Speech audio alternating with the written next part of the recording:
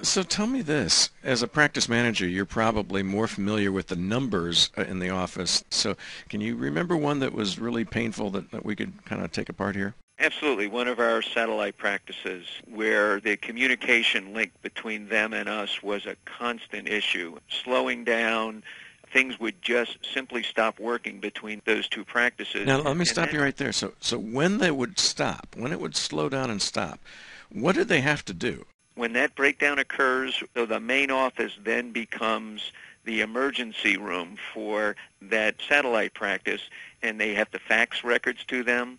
They'd have to go on and get the information and pull the information and help operate that practice by phone and fax. When that happens, how many people might be affected? I would say a total of 4 people. I'm getting in my car and going there to try to do what I can to help troubleshoot, figure out what's going on there. How far away are they? 2 of them are 45 minutes away, and one of them is about 20, 25 minutes away. Right, so you got 60 to 90 minutes minimum of your Yep. time that is Yes. just wiped out just driving over and Yep. back to solve the That's problem correct. on this one outage. You got Yep. 4 people that are not working plus you. And how long might it take you to resolve a problem like that? Let's say you did drive over there and you're Maybe trying an to hour figure or out. two. Again, perhaps it's something simple. Then it's a 20-minute, 30-minute fix.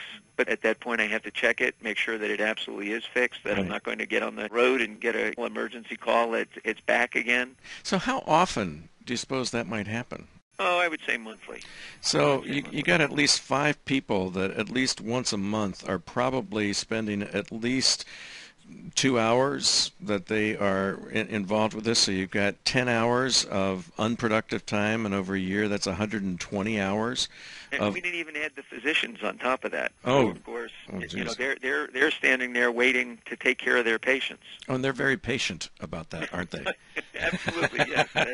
I see you've worked with physicians before, so you know that their patient level is. Hey, we don't want them to be patient. That's I'm the right. patient in the waiting room, for crying That's out loud. Get back here. I don't like waiting for my doctor.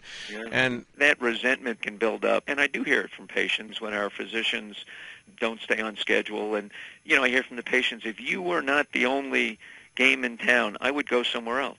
That patient is going to tell other patients, other friends, and to their primary care doctor. And then when that primary care doctor is making a choice to refer to us and Right. saying, well, maybe instead of referring to them, I'm going to try to handle this on my own. well, and just looking at those incidents that maybe once a month cost you 10 hours over a year, 120 hours, and if you Yeah. take that just times $20, I mean, obviously doctors and you are making more than that, but just looking at your No, staff time, that's probably a good estimate. that's $2,400 a year.